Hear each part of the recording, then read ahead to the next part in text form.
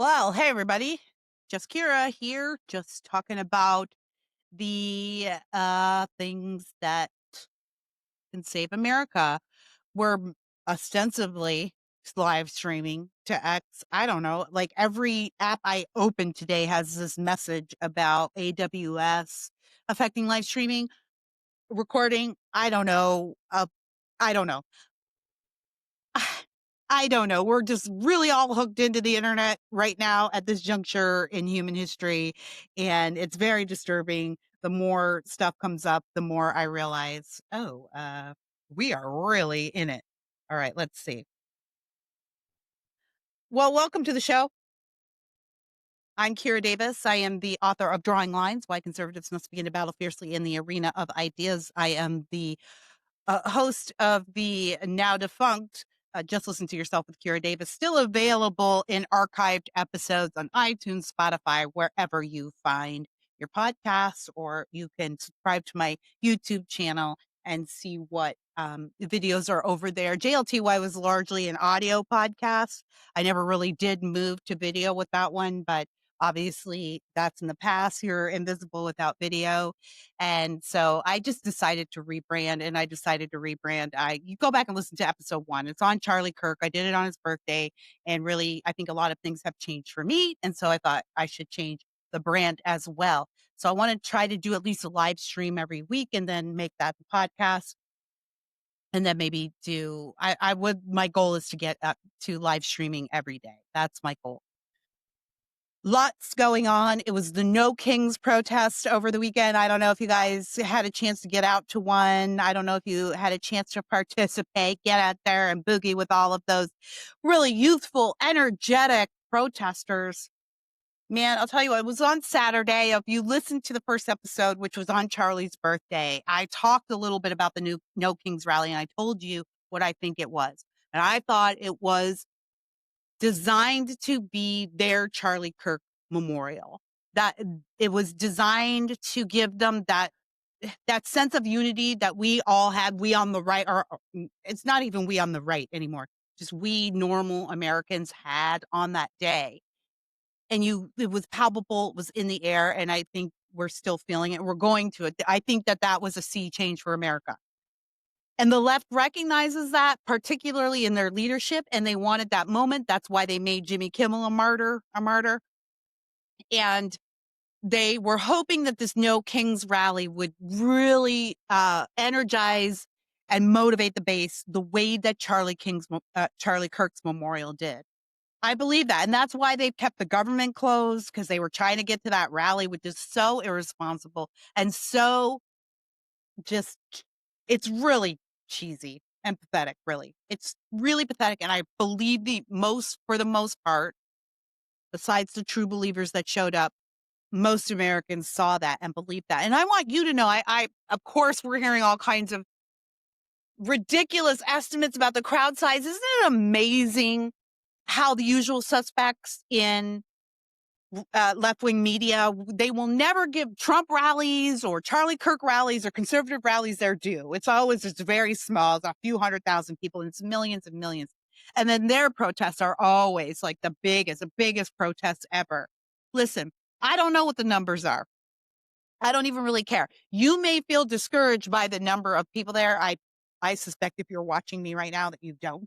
But you may feel discouraged by the number of people who were there. And I want to tell you that was all of them. It was a lot of people. But you need to understand that was all of them. Right? There's no secret base at home. Remember in 2024, remember back then when we were running the presidential election and Democrats were getting increasingly desperate. They realized we're really screwed here. And the narrative became for a hot second there. There's a shadow vote for Kamala. There's this underground vote. The way that Trump had secret voters in 2016, which was absolutely true. And that was the media's fault too. It was the media's fault that those people sort of came out of nowhere. We didn't come out of nowhere, or others didn't. I actually didn't vote for him in 2016. But neither here nor there. The media made it, they tried to make it seem like there were no voters. And so of course, they were hugely surprised. And I guess maybe they remembered that in the waning days of 2024 and thought, okay, maybe there's this secret voter. Remember all the ads for women? It was so bizarre. Democrats don't know anything about men, do they? They don't know anything about men or women for that matter. These ads came out and it was like, ladies, you can go to the ballot box and you can cast your vote for whoever you want. Your husband never has to know. Right? They had us all us married women cast as some kind of oppressed slave class, but that's what happens when you get Gen Z awfuls to run your social media. They don't know anything. They don't know real people. They don't know real men. They don't know real married couples. They don't know average American families. They really believe that marriage is slavery. They're on Reddit 24/7. And that's what Reddit tells you all the time. Marriage is slavery. And so they legit put out that ad campaign as if it would be persuasive, as if they were really being so clever. And it was just crazy. It just came up as bizarre. There's not this idea that like we married women are sort of cowering at the ballot box, having to go vote the way our husbands vote. And it's the opposite. It's the opposite. In married land, mostly how it works is women have their finger on the political pulse because politics hits women first and foremost. We keep the home, we keep the hearth, we raise the children, all of the prices, border, labor, employment, education, all of those things hit where we are first, right? We're that first line. And our husbands are on the they're on the border. They're on the outside. They're on the border of our home, protecting us from outside forces. So a lot of times it's women who are really plugged into politics. And a lot of times it's women who are guiding their husbands to vote, not the other way around. That's a generalization, of course. But I always tell this story about a quote I read when I was reading about the suffrage movement. And there was a famous American politician. I neglected to get his name, and someday I'll go back and look. But he said in this article I was reading, he said, women should not have the right to vote. If we give women the right to vote, they'll have two votes, their vote and their husband's vote. I think it's been pretty well established that women are pretty, they're very much leaders in their home when it comes to voting. But Democrats don't understand voters. So they had this whole, they don't understand women. They don't understand men. They don't understand normal relationships. They don't understand normalcy. It doesn't compute to them. And so they run these things and they think it's really clever. And the rest of us are going, you guys sound crazy. You sound like absolute lunatics. And that's what we were watching on Saturday. I don't think the majority of Americans really looked at what was going on and thought, this looks normal to me. This looks helpful. I would bet a lot of Americans didn't even know what was going on until they went out and about and maybe saw the boomers on the street corners. And these crowds, man, never did you see a sadder display of human villainry and scum. The Mos Eisley Cantina. My goodness, these people. The boomers are struggling, y'all. The boomers are struggling. And I know boomers get upset when I talk about the boomers because this is the difference between Gen X and boomers. Gen X doesn't take it personally if you say bad things about Gen X. We just go, oh, that doesn't apply to me, or it does, and we move on. But boomers aren't built like that. They're a different generation. So most boomers, when I'm talking about boomers, then I'll get a lot of angry messages from nice boomers, from the good boomers who are like, I'm not like that. I get it. If it doesn't apply to you, it doesn't apply to you. But we do know that there's a problematic boomer class, right? We have a name for them, the baby boomers. And they're the ones laying in the street and singing songs. They're always singing. They're always singing. It was just an utter failure on Sunday, yesterday. We woke up, my husband and I got ready for church, and my husband on the way to church said, I woke up this morning and I thought, wow, today seems exactly like Friday, which is to say that the No Kings rally made absolutely no difference. No Kings, no difference.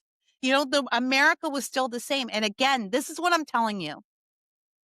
When I say that they really wanted that rally, those rallies, to be a Charlie Kirk moment, a Charlie Kirk memorial moment. That's what they wanted. That's what they were aiming for.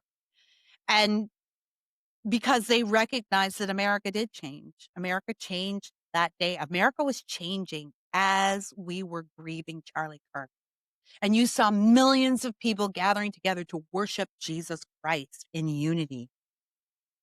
I think I said this in the last podcast, but I've been a Christian long enough to know that that's not for nothing.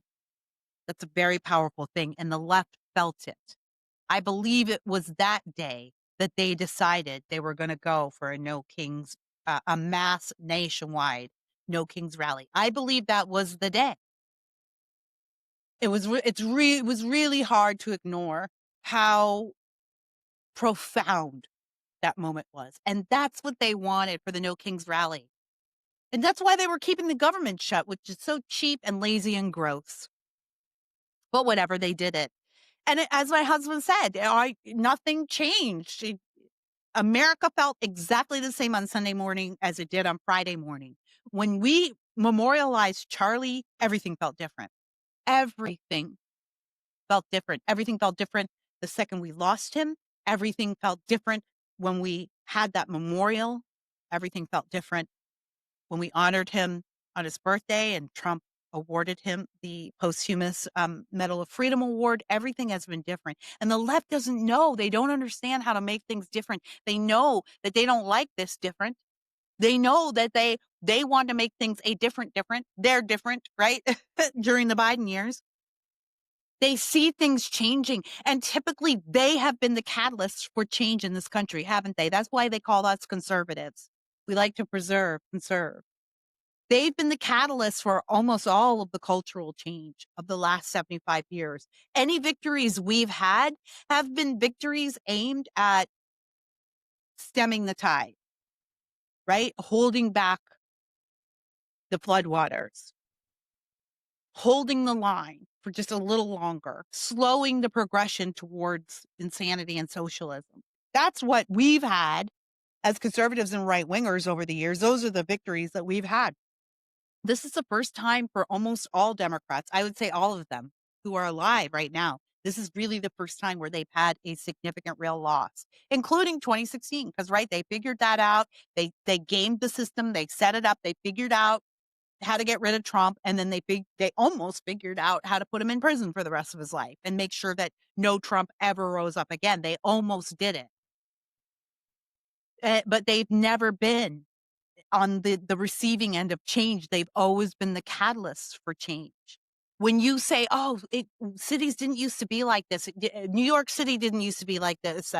You used to be able to walk down the street at night, or we didn't have this much crime. It didn't used to be, pick your scenario. I know you've said it a million times this week already, and it's already Monday. It didn't used to be like this. When we say it didn't used to be like this, that's because we've been handing over change to the progressive left and the Democrats for 75 years. When we say it didn't used to be like this, what we're saying is it used to be better. It used to be Republican, conservative. It used to be nice. It used to be normal. That's not to say that there weren't trying times. I hate to even ever have to qualify that. I don't actually like to qualify the things I say. I feel that listeners should be smart enough to understand history and context on their own. But let me say this, that we fought a civil war in this country, and that was brutal.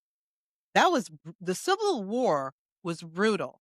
So it's not like we haven't had our trials in this country. Slavery, brutal. It's not like we haven't had our trials. That's not what I'm saying. But we've always had a sense of what's normal, what's right. And our arguments are over who to pull in to what is normal and what is right? Who to welcome, who to allow the Constitution to embrace, which is everybody. I always say this about Black America. We are not fighting for our constitutional rights. We have never had to fight for our freedom. We've always had our freedom. It's right there in the Constitution.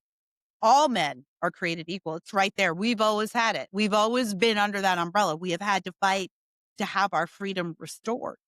We've had to fight to have our human rights restored. But we always had the same human rights everybody else has, because they don't come from government. They don't come from our founding fathers. They don't come from Congress. They come from God. We had to fight to have them restored. So I mean returning to some idea, some sense of normalcy. And in this modern version of America, in this iteration of America, if everyone's welcome into the tent of normalcy, right? These are not, our tribe is America. Our tribe is not Black, it's not progressive, it's not LGBTQ, or non-binary, it's not woman, it's not pro-abortion. Those aren't our tribes. It's not California or New York. Those aren't our tribes. It's not Scottish or Italian heritage. Those aren't our tribes. Our tribe is America. If you want to be a normal American, welcome. You're in the tribe. You're in the club. Pull up a chair, grab a flag and a beer. Preferably not a Bud Light. Not yet. We're still mad at you. You guys are trying to make a comeback and I appreciate it. But that's what they want, the No Kings people. They really want that momentous sea change moment. And because they are so lost and so disconnected from what the average American wants, they don't know what to do. And they can't control their insane fringe element. So it doesn't matter how peaceful they are out there. They're some lunatics. Did you see that picture of that teacher who was mocking Charlie's death from the side of the road? Why are they always teachers? She was a teacher in the Chicago public school system. So is the teachers. Do you see? I give a speech. I have a speech. By the way, if you want me to come to your Republican club, I do. That's kind of my side gig. I love to come to your local club, your small club, 50 people or more, doesn't matter, and get and talk to you about Republican politics and conservatism and how we win, particularly here in California. So if you want to bring me to your club here in California, be sure to contact me. You can contact me at Kira Davis at pm.me.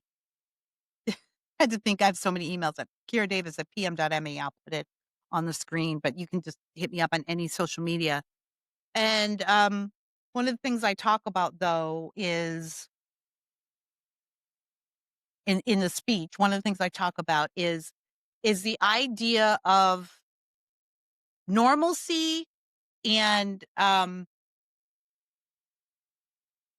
already forgot where I was going with this. I talk to the clubs. I go up all up and down the state. Menopause. This is a menopause brain fog, right? This is I don't know how women do this on live TV. I actually talked to Tammy Bruce once about it briefly, and she was like, "Yeah, girl, the brain fog is real. It's tough when you're doing a live show." Regardless, that's neither here nor there. Neither here nor there. The point is this: that they're trying to get this moment that they don't have. They're trying to get a moment that they cannot welcome because they do not have the ability to shift and change. They're stuck. They have painted themselves into one corner and there's no way out of it. And they need to, I think this is where I was going. They need to denounce their fringe elements, right? They've embraced the fringe. Now the fringe is about to run New York City. You've got AOC and Bernie out there making a play for the leadership of the party, which cracks me up. And I mean, kudos to the Republicans for having unity on this messaging. In the past, you couldn't get Republicans to unify a messaging, but this Republican Party gets it. And every time you see a Republican out there talking about the government shutdown, you hear them say AOC and Bernie Sanders are the new leaders of the Democrat Party, because you know it's driving them crazy. It's driving the Chuck Schumers and the Nancy Pelosi's crazy. It's also going to sink the party if that's true. And they know that too. It's going to sink the party. They won't survive it. I don't think they'll survive it. Speaking of fringe elements, let's push on from this for a minute because there's another controversy going on. I feel that this is primarily an X controversy. I made a little video about these kids, the college Republicans who had that nasty text thread. I made a little video on my Instagram basically saying, I don't really care about it. We're going to forget about it in a few days. There are bigger fish to fry. Just fire them and ostracize them, like be done. You know, the idea that this is causing so much angst and like this has been banana in the tailpipe kind of thing. I'm not saying endorse it. Opposite, I guess, is what I'm saying. Well, just like ostracize them. They should be ridiculed and shamed. That's what you do with idiots. And don't hire them again. We don't have to spend all this time on this topic because it really has no relevance for all of the good work that's being done and all of the good work that is ahead. Now, I'm not saying that no one should be talking about it, or I'm not saying that no one should be concerned about it. I actually would, I don't know that I would ever say that. It's a pet peeve of mine. I hate it when people go, oh, sure, you're worried about this, but you don't want to worry about that. Well, I can walk and chew gum at the same time. But the other thing is, I don't have the capacity to worry and fret about everything, right? I have to pick my battles. I have to pick the things that I'm scared about and worried about. And then those are the things that I talk about, and somebody else will do something else. So while I'm a huge supporter of Israel and an independent Jewish state and my brothers and sisters as a Christian, while I'm a huge supporter of that, I don't spend a lot of time talking about Israel and the Jewish state and the state of anti-Semitism. Not a lot. I talk about it as it comes up in the news. That's not where my focus is. It doesn't mean that I don't care. I talk a lot about Black people. I talk a lot about Black culture and Black issues. That's really what makes me passionate and motivated and inspires me. My Jewish friends don't. I don't expect them to. So I don't feel like I have to be concerned about and talking about everything. And this is one of those things. So what I'm saying is, you want to talk about it, that's fine. And people probably should be. For me, it's neither here nor there. That seems to be the term of I always lock down on a term in my podcast, and then I just can't help but repeat it. Neither here nor there seems to be the term for today. But either way, it to me, it's a distraction and it's amateur hour. It's what Democrats would do to us 5 years ago and let us get all knotted up over it, and we cannot function and we don't know what to do, and we weaken ourselves, and we push out the infection, and then we have to start from scratch again. And it's just a lose-lose for Republicans. We're always losing this kind of game. And so in that respect, I just feel like we don't need to fall for that again. You don't need to fall for that. There's another piece of it, though, that's happening, which I'm finding. I don't want to make light of this, but I'm finding it amusing. I'm finding it amusing because this falls into this discussion I've been having for a while now about the difference between influencers and opinion journalists like me, right? What's an opinion journalist? It's a fake journalist, right? I don't go dig up stories. I opine on them. I'm not a real journalist. I don't do the work of an investigative reporter like a Jen Van Laar or Catherine Herridge or anyone out there. But I do dig up little known stories and report on them or give my opinion. That's what I do. Influencers are just what you want them to be. They're influential. They influence you. They make you buy things. They make you want things. They make you want to have a different opinion or a different pair of shoes. They influence you in some way. And I have been deeply troubled by the incursion of influence culture into Republican and conservative politics. Now, at first, I was very upset about it and felt like it was going to be the end of us and the end of the movement. And now I've settled down. I mean, look, I'm Gen X, I'm old, I'm middle-aged. I've settled down on it a bit and I understand what it is. I'm starting to get it. And it's here. It's what it is. And the influencers are a great help. I mean, look, I would not call Charlie an influencer, although I used to. I think after we lost him, now I think a little more deeply about him. But like, you look at a Benny Johnson, you look at like I don't know, I don't even like Candace Owens.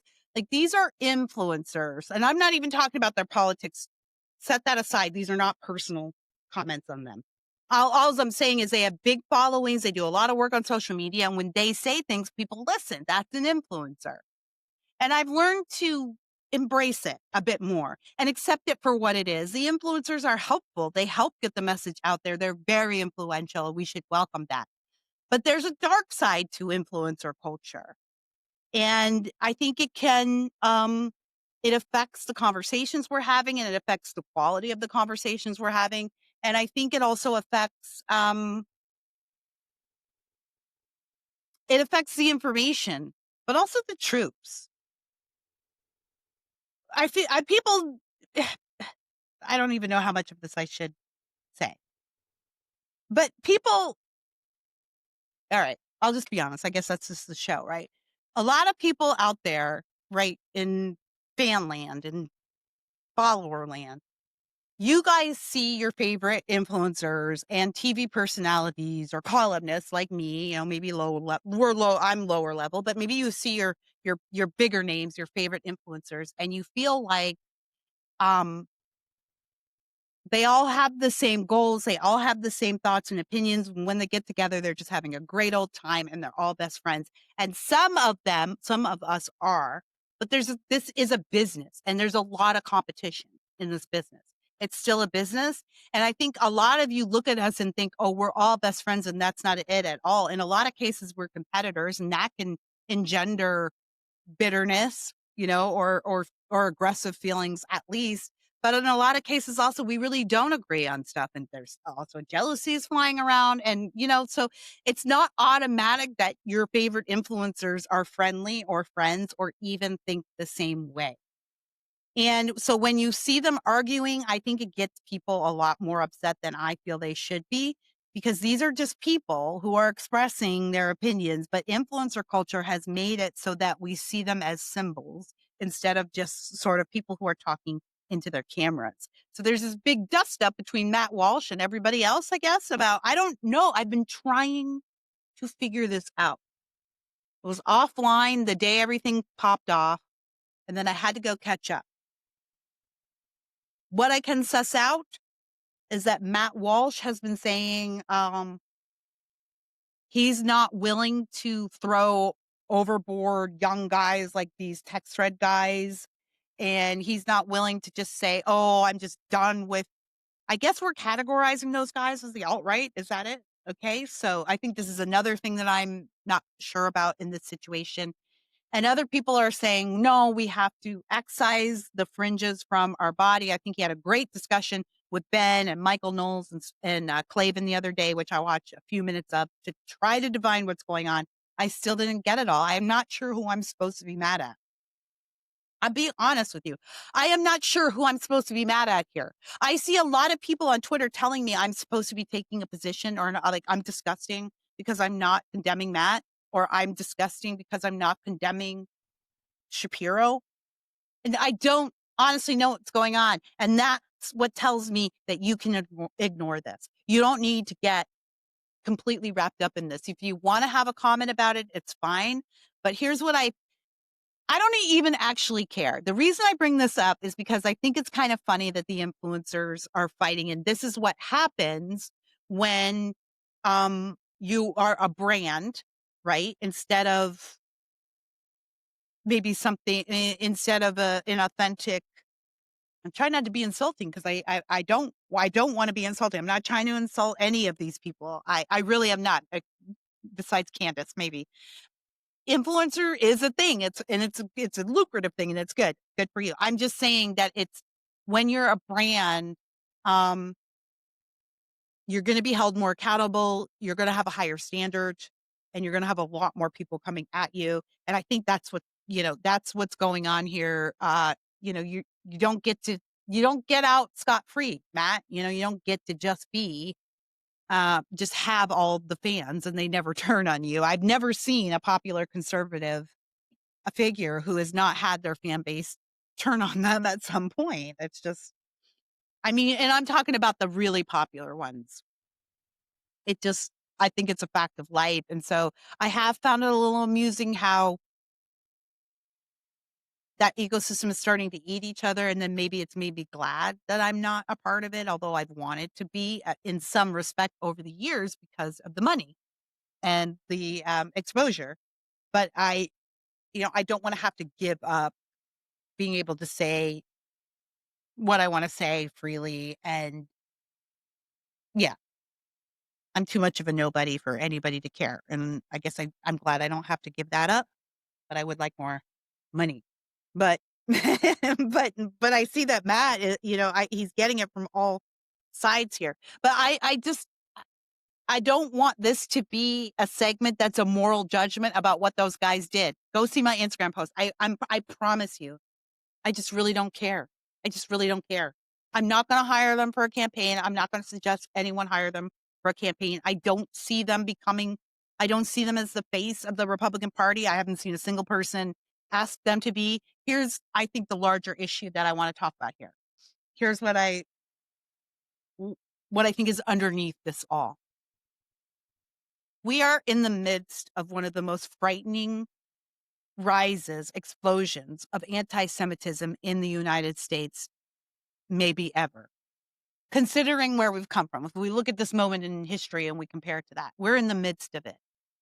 And it's scary, and it's real, and it's something we never thought we would see. And the reason why it's important, like, I don't care how you feel about Israel or not Netanyahu or even Jews, like, whatever your opinion is of all of that, that's yours. But logically speaking, wherever you let anti-Semitism get a foothold in your society, nothing but chaos and destruction follows. It's just historical. So logically speaking, yeah, no matter how you feel about the rest of it, it's dangerous. And for obvious reasons that I shouldn't have to explain, Jewish Americans in particularly are very sensitive about anti-Semitism, and particularly when in a time when a lot of Jewish students are being attacked, going on campuses. Jewish people are being murdered or people are being murdered for their association with Israel, like the couple outside of the embassy in DC. So there are, and Ben Shapiro pointed it out on their podcast the other day. So there's good reason why perhaps Jewish Americans are a bit sensitive about this kind of stuff. But what I think is happening is that because we're all so sensitive about it on both sides of the fences, on the fringe side and the side that is worried about this, it's really hard to have basic just very basic conversations about it without somebody picking up some buzzwords. Charlie kind of talked about it towards the end there. He and Megan had an interesting discussion about it as well, which is like we're almost not allowed even to bring up any questions around this issue, because if it feels like you're straying, right, from this idea that we need to be concerned about anti-Semitism, that feels threatening to some people. So I think that's what's going on here. And I'm not, by the way, I'm not even condemning that. I'm just explaining the situation. I think that's what's happening. And that's why Matt and who I don't even know, who is he even all arguing with? Guys, I'm too old for this. I don't even know what's happening. And I want to tell you that I spent a good 20 minutes yesterday just combing through X timeline on the hashtags, trying to suss out what the root of the problem was, what people were really angry at Matt for. And in minute 20, I thought to myself, if I'm having to work so hard to understand what this story is, then maybe I don't need to understand it. Maybe it's just not that important. And I don't think it's that important. And I really don't. And I think that if people who are thinking it's that important I think they're being oversensitive. I do. That being said, if you want to discuss it, someone needs to talk about it, I guess, but it's just not going to be me. I'm just not there. I refuse to I got enough stuff that drives me crazy and gives me heartburn and keeps me up at night. So it's not that that I'm uncaring. I just have other things that I'm caring about more right now. Just like you have other things you're caring about. You don't care. You're not going to spend a lot of your time talking about school choice or Black kids who are trapped in failing schools in inner cities. That I don't think you're a bad person because of that. I think you have other things to care about. That's where your wheelhouse is. This is my wheelhouse. So I think what I'm saying also is there's a lot of people out there now who are also, they're upset because there's not enough people. It's not just that we're not, or I say we, but whoever is not saying anything, but they want you to stand up and talk about these guys, talk about these texts and condemn them roundly and soundly, or condemn the alt-right. Is that a conversation that's going on X right now? Like we all need to be condemning the alt-right or something. I feel like that should be implied if you're in this business and you have done a good job of presenting yourself and who you are to your followers and listeners. I don't know why you would have to clarify that. I don't feel like there's anybody who would question where Kira Davis would stand on the spectrum here. I do bristle at, and that being said, I do bristle at people telling me what I have to condemn or not condemn, or I have to speak out. Again, this is an issue I actually did say something about, but I think I do share the angst I've seen on Twitter over this. Again, when I was reading through the timelines and trying to see what the story, trying to get what the story was, get to the root of it. I'm seeing a lot of angst about that. And I think that's another layer of this. I think people are feeling a little bit sensitive. We don't want to turn into the left where suddenly you're being condemned for not saying things, right? You don't want it to be that either. I think that's what's underneath this. I do think that's a worthy conversation to have, actually. I think that's a worthy conversation to keep under your hat, put a pin in it, choose your metaphor. Keep it in the back of your mind, because here's what's happening. We've won now. We're in victory lane. And we don't know what that's like. We're not used to it. So we as an ideological movement has won. We're the victors, and we're in control of the culture, which is weird for the most part. We've still got a few institutions to purge. It's definitely happening. By the way, I went to see a movie called Truth and Treason the other night by Angel Studios. I'm going to write a review of it. I haven't had time to sit down and do it, but I went to a screening in LA. Great film. Truth and Treason is the story of the youngest victim of political persecution in Nazi Germany. It was a 16-year-old boy or a 15-year-old boy, 14, who was executed for sharing contraband communications, right? For sharing pamphlets exposing Hitler for who he really was. Great, great film. It actually was adapted from a series. Somebody made a series and they pared it down to a movie, and which had to have been really difficult. And they did a great job. The cast was there. Got a chance to do Q&A with them afterward. If you have a chance, I think it's in theaters now, so it's playing in select theaters. If it's near you, I highly recommend it, and you'll enjoy it. I'm saying this as somebody who hates the message movies. Like, I'm not one who's like, oh, a conservative made a movie, go see it. Because if it's not good, don't waste your time. I don't think you should go see a movie just because it has a message you like in it. Conservatives often make bad movies. This is not a bad movie. This is a really good movie. You will enjoy it. It's well produced. It's well written. It's well acted. You're going to see some faces in there you recognize. A beautiful, beautiful film. Okay. Where did I go? Oh, we do. Where am I going from here? Okay. Back. Reeling it back in. We're in control of the culture for the most part, or we're beginning to be. I believe it's only a matter of time before we really are resetting the culture. Here's what I'm saying. We're not used to winning. We're used to uniting and loserdom. And now we're winning. And when you are at the leader of the pack, you're not looking at the people in front of you anymore. You start suddenly looking at the people next to you. That's what's happening here in Republican land and conservative land. We're in the lead suddenly. We don't know what to do. We're looking at the people next to us. So I think these are precarious times for the conservative movement, and even for people who have been in positions of great influence and power in the conservative movement and the Republican movement, because those people also have been used to being the people we look to. They're the people with money and they're the influential people. We look to them as leaders and we don't need them so much anymore. And so some of those people can suddenly become a little bit strange because they're not used to. Perfect example. I'm not saying I see anybody doing that, by the way. This is a warning. But here's a great example, Bill Kristol, right? From the Bulwark, or the guys over at the Lincoln Project. Those guys, Bill Kristol, great. I read Bill Kristol my whole conservative life. Since I became a conservative, he's one of the first columnists that I read regularly when I became a conservative. And then Trump, and then he broke Bill. Well, how did that happen?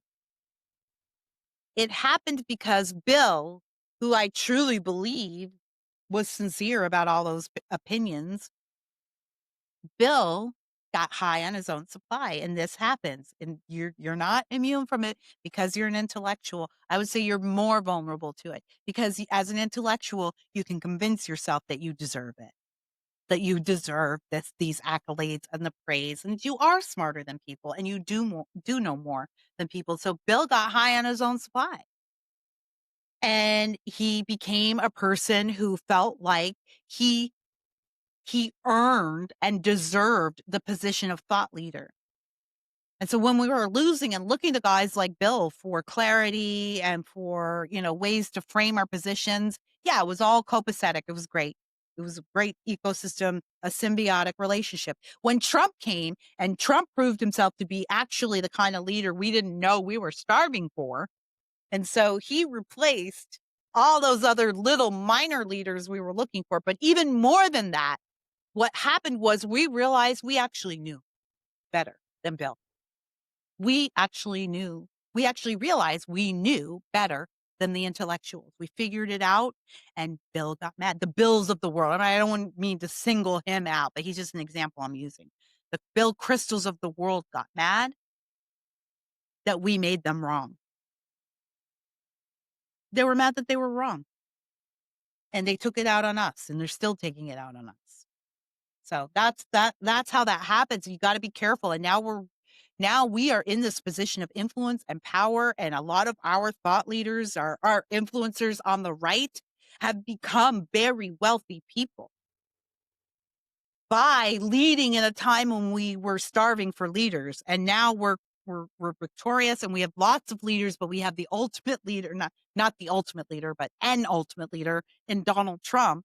We have this great leader who's inspiring all these little leaders. We don't necessarily need our influencers and our thought leaders to guide us anymore. They're entertaining, and that's, great. Keep clicking on them, keep, consuming that. But they're not thought leaders. And there's going to be a few of them you are going to find their positions are going to change because they're angry about that. They got high on their own supply, and they got used to the idea that they deserve to be your thought leader, and they're better than you. They're more informed and smarter. Again, I am not pointing out one single person because I'm not seeing it yet. I'm just saying, look at the Bill Crystals of the world and be careful, be cautious. Okay. Before we go, I wanted to get to, let's see, there was a little commentary I wanted to do. Oh, let's play this clip from Donald Trump. Excuse me, about Donald Trump from Robert. Share my screen here.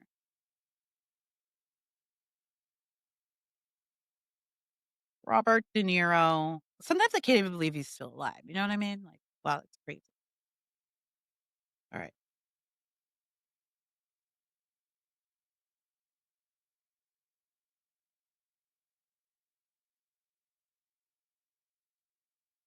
Robert Redford talking to, what is this man's name? He used to, is he still in charge of the White House press pool? And then they gave him a show on MSNBC. Guys, I watched Simone Sanders and Michael Steele for the first time. I watched a full show last week of theirs. What are you doing over there at MSNBC? It wasn't just that they were, it wasn't just that they had all the wrong opinions, which they do, of course. They were just bad. It just was like, I felt like I was watching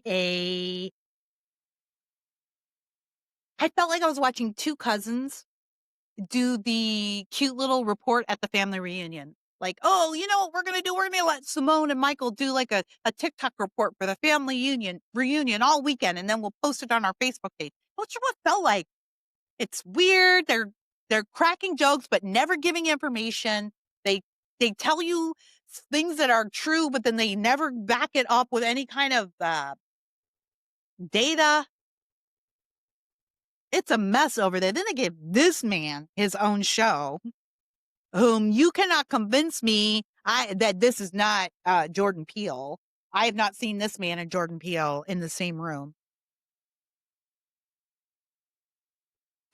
I don't even, you know what? I'm trying not to be too mean. Let's just play this. Wait, let me set it up. Robert De Niro is telling you that small town America votes for Trump because they're stupid. So I want you to look at this picture of Mr. De Niro, right? Look at this. This is a man who says other people's words for a living. When he's saying other people's words, oh, it's amazing. No one's better at it, right? Compare that to what happens when he has to say his own words and decide if you're going to take him seriously. But this is Robert De Niro talking about small town America, why they vote for Trump. The people they reach, and I'm certainly not reaching those people on this program, but maybe through little sound bites and this and that, and the internet and so on. They're trying they're used to seeing Trump do his stuff, and they talk and they listen, and that's the truth to them because they don't listen to anything else. It's somewhere way out in the Midwest, somewhere out west, in certain places, the rural places. That's the truth because he gets the airtime. And I think that we need more airtime, just more push against and not. I wish that you can't do this in some ways, but that the news media could find ways to kind of ignore or tamp down nonsense from Trump. It's just total nonsense. But those people out there listen to it and assume if it can be on the air and it's out there, it's the truth. Isn't that something? Isn't that something? Oh, wow. That's how he thinks of you. Look how he thinks of you. Did you see how he talked about the Midwest? Donald Trump, there's so much wrong with this clip. Oh, these people that they're out there in the West, the Midwest. Like, he's so dismissive. He waved y'all away. Oh, it's just out there in the Midwest. They go bunch of idiots, you bunch of morons out there in the Midwest. You're in the Midwest. You must not have any access to any books. Also, this is how stupid he is. Like, you're a stupid old man, Robert De Niro. I will be mean. You are the stereotype of an idiot boomer, right? Who doesn't understand anything. Because he's talking about the losers in flyover country as if they've never seen the internet. Right? He's talking about airwaves and broadcasting as if the majority of Americans get their information from the nightly news. Robert De Niro is so old and so stupid that he thinks Americans still sit down to watch the news at 5 o'clock. And that's what the people in in Midwest America in flyover country, that's the only news they have access to. And that also then that somehow their mainstream newscasters are somehow only playing Trump talking points.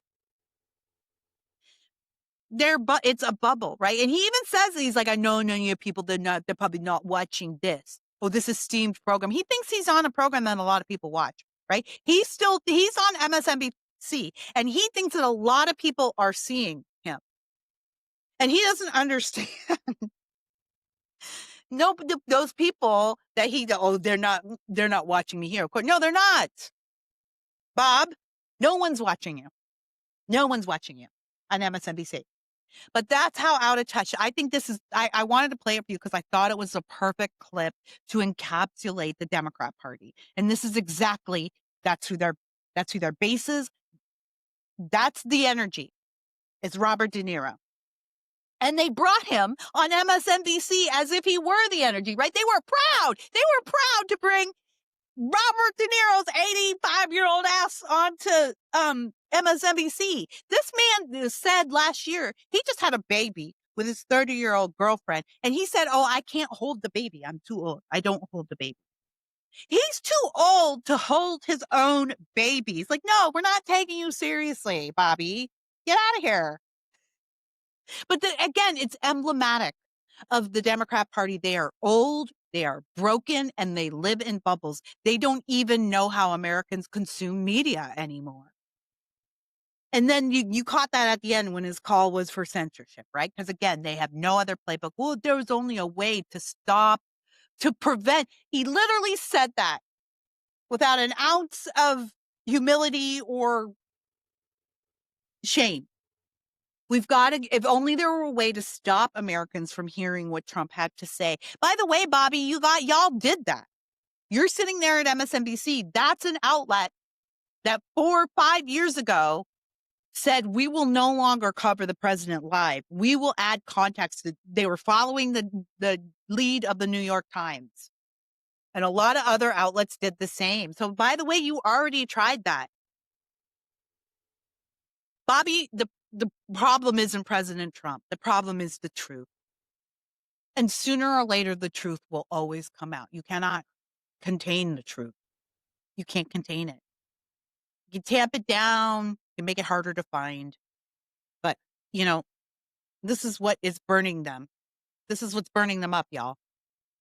They know they can't, they're hopeful now. They can't admit it, but this is the underlying truth that Donald Trump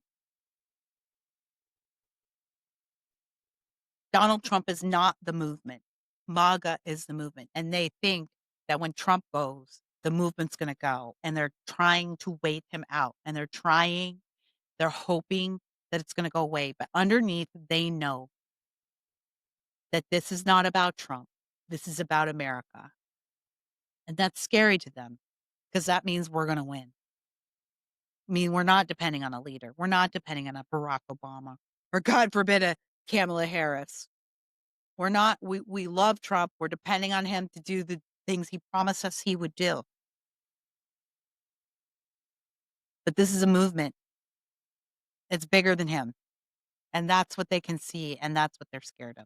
All right. I want to end today by reading. I'm going to do a little teaser because I'm doing a little bonus content over my Substack. So you go to Just Kira Davis, JOST Kira Davis on Substack.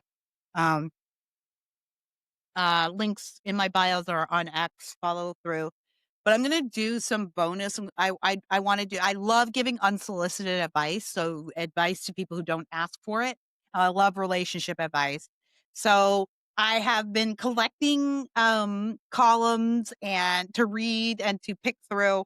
And I'm going to do bonus content on my Substack, unsolicited advice behind the paywall. But I'm going to give you a little teaser today because I found this and I thought, oh, this will be a great one to tease on Just Kira Davis, to tease on the show. So let's see here. I gotta go into my save.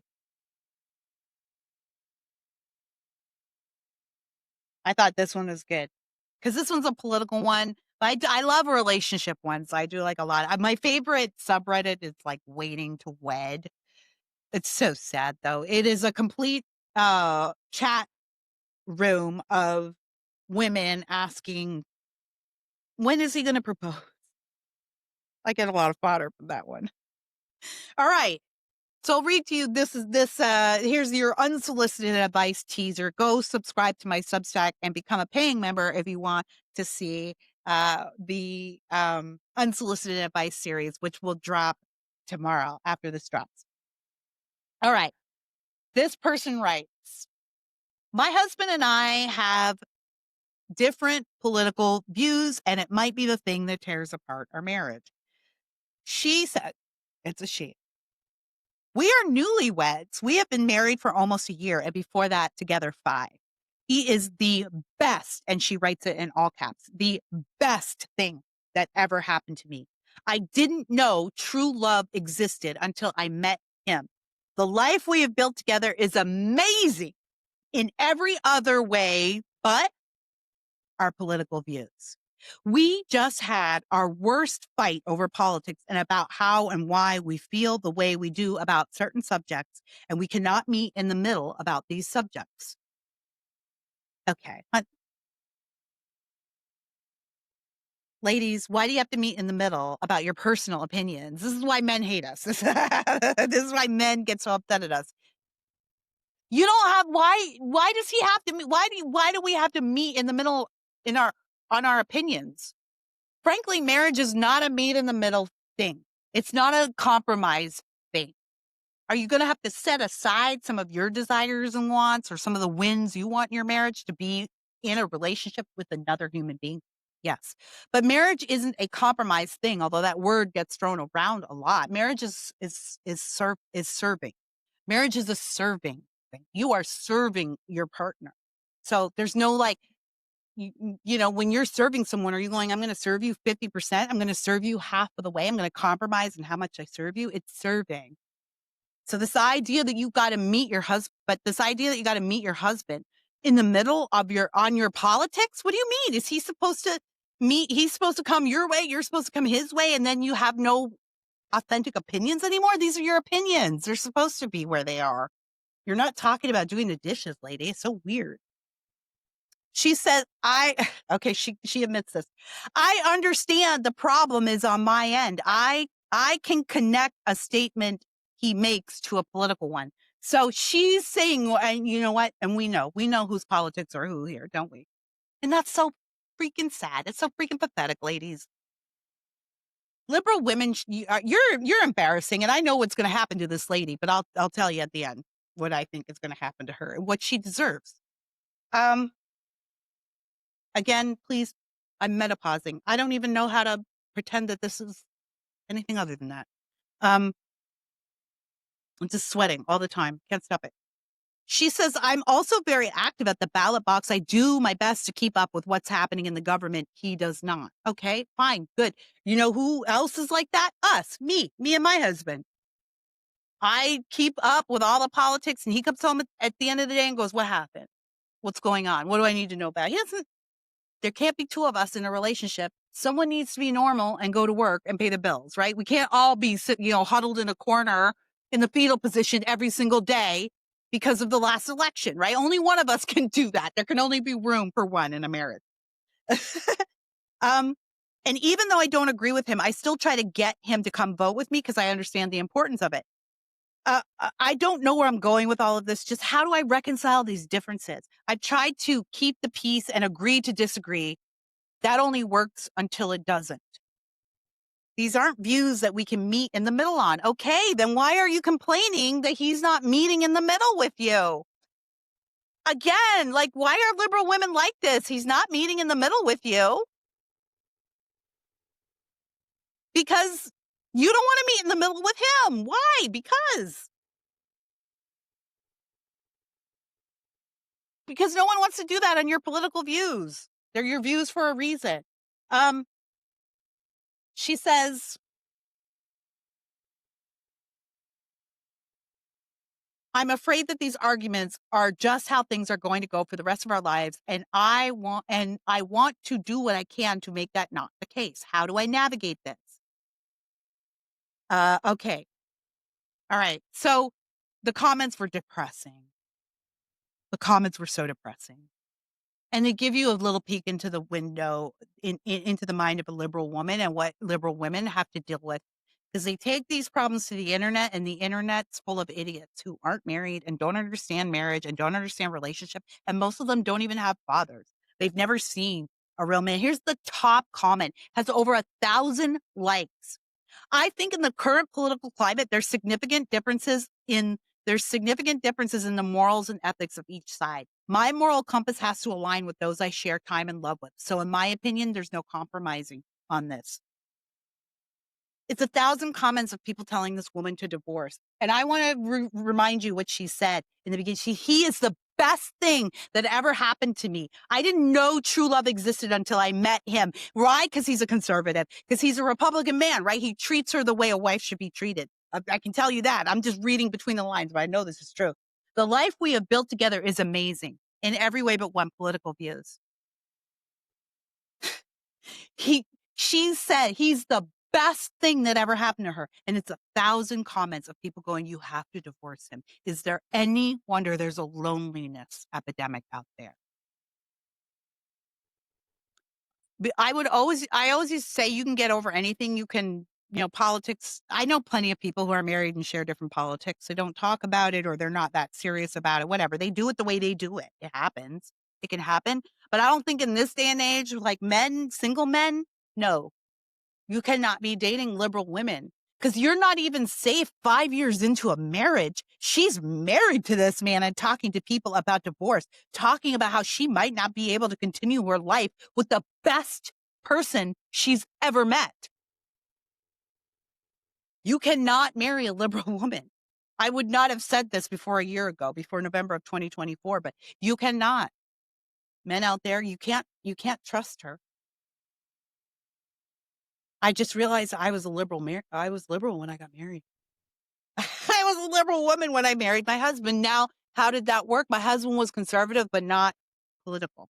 So he just we never had the political conversations because he always stayed away from politics. And then I just had those conversations with other people, which, yeah, that's how our relationship works. He's not that guy. My husband's a sports guy. He's a mellow guy. He's laid back. He's happy go lucky all the time. He's not I'm the deep thinker. My husband's the guy who will plan a great dinner, right? It's always been that way. Even in the beginning, I was a liberal. Well, thank God we didn't have that role. Because then I met his dad, and his dad's a conservative and a Republican, and he really challenged a lot of my views and ideas. And then that's how I became a conservative. So it can happen. If you're married to one right now, you took vows, like, do what you can. It takes two. I get that. And I have, by the way, I have heard from multiple, not just one or two. I'm talking like maybe I can count on two hands at this point. Men who have DM'd me privately to say, like, as I've been not for anything nefarious, but because I talk about this topic a lot, who have DM'd me privately to say, I'm in the midst of a separation over Donald Trump. And you guys know that my mom divorced our family over Donald Trump. Like, I haven't talked to her since all that she's gone. She's just dead. She hasn't tried to reach out to anybody you know, it's an infection. Like, it's for real serious. So I get it. But honey, if for some strange reason you see my commentary on this column, you go find a counselor. You go find someone who, as a matter of fact, you don't find that person, you let your husband find that person. And you know that he's the best person. You've said it. He's the best person. He takes care of you. You love him so much you didn't know you could be. You trust him? Do you trust him? Tell him to go find a marriage counselor, and then you guys work together on this. And if you're the problem here, lady, it's not your husband. If you can't come to a place where you recognize that you are so blessed to have this man, and maybe, just maybe, honey, his political views are tied to the way he treats you. Maybe the reason you love him so much is because he thinks the way he thinks. Maybe the reason why you didn't marry a liberal male feminist is because you can't trust them. It's because you wouldn't feel loved and cared for. Would you think that lady that wrote this article, this column, would you ask yourself this, can I trust that in 2 years' time, my husband's not going to turn around and say, I think your political views are too much for me. I'm divorcing you. I bet the answer to that question is, yeah. I bet you're going to say, he would never do that. You don't have to worry about it. You don't have to think about it. And look at this. Your husband, I don't even know if he knows you're asking questions like this. You married him saying he's literally the best person you know. You said it, and you're ready to leave him over politics. Yeah, you are the problem. And I got a lot of conservative lady friends who are single and would love a man like that and a husband like that in a heartbeat. I'm more concerned about the comments on that thread. 1,000 people who are like, yeah, divorce him. You know how hard it is to find someone to love you in this world, to love you unconditionally, to care for you? Ladies, right? Chime in, drop in the comments how hard it is to find a man who's like, I'm going to take care of you and I'm going to be loyal and faithful to you. All the people in the comments telling her to divorce that guy, they're all lonely. I bet most of them are single. So I suggest, lady, you go. I would be interested to hear like an update. Leave your husband and then update in 5 years. And I can tell you exactly my predictions is she's going to be lonely. And she's going to hit the dating scene and she's going to start dating all the male and she's going to have the litmus test, right? She's going to get a septum ring and get some kind of pin so that y'all can recognize each other. I dye your hair blue or something so that you got the costume on. And then she's going to go, but I don't know why I can't find anyone nice. Why can't I? There's no nice men out there. The dating pool is, and she'll deserve it. And then she'll look back on her ex-husband's Facebook page one day and she'll see that he's very happy with a very trad wifey woman who lets him drive when they go out and lets him pay the bills and open doors for her and is grateful that he provides for her and is and is interested in his opinions, not because they match up with hers, but because they are different than hers. You're going to be sad and lonely, and you're going to die alone. That's my prediction. You drop yours. Drop in the comments. Follow me on X at Real Kira Davis, on Instagram at Just Kira Davis, JUST Kira Davis. Follow me on Substack. That's Just Kira Davis on Substack. And if you want some non-political palate cleanser listening, definitely subscribe to my my cheesy Christmas movie podcast with my good friend Amelia Hamilton called A Journey to Christmas Land. And we're on Substack and YouTube as well. And we just review cheesy Hallmark Christmas movies. And we had to expand it though. We used to just stay in the Hallmark universe, but Hallmark has been getting racy lately, and we weren't comfortable. And a matter of fact, just today, I saw Hallmark advertise one of their Christmas movies. It's a lesbian love story about two lesbians who adopt a baby. That's on Hallmark. And I went to the comments of that post to see, and it's nothing but praise and adoration. They are clearly deleting all of the comments. I'm going to be curious to see how Hallmark has shrunk their audience with this gambit, because that's not the Christmas universe. And by the way, I don't care if you want to have a gay Christmas story, doesn't fit in with the theme of Jesus. But if you want to have a gay holiday story, like, I don't care. That's fine. That's you, but that's not Christmas Land, is it? That's not Hallmark, is it? Just like that's why we've made it a Christmas Land universe. It's not a Hallmark universe anymore. We've just expanded it. Anywhere that's showing cheesy Christmas Land movies. But it's just like when I go to Christmas Land, I don't expect to see full black casts every movie. I don't expect to see that. I don't even want to see that. I like seeing it, but I'll go to BET Christmas movies for that, right? That's not what I expect to see in Christmas Land. I have a certain idea of what I'm going to tune in for. And anything else is not Christmas Land, is it? How could I get excited about the black best friend if everyone's black? You got to get excited when they put black people in the movies. It's all part of it. It's all part of what it is. I don't have a problem with it, but put it somewhere else. That's not what the brand is. So, go sign up, go subscribe to our YouTube channel, Journey to Christmas Land. That's the best place to go. Buy all my stuff. I don't know. Bye, I guess. I don't know what else to say. I'm just Kira Davis, just talking about the things that make America great. Catch you later.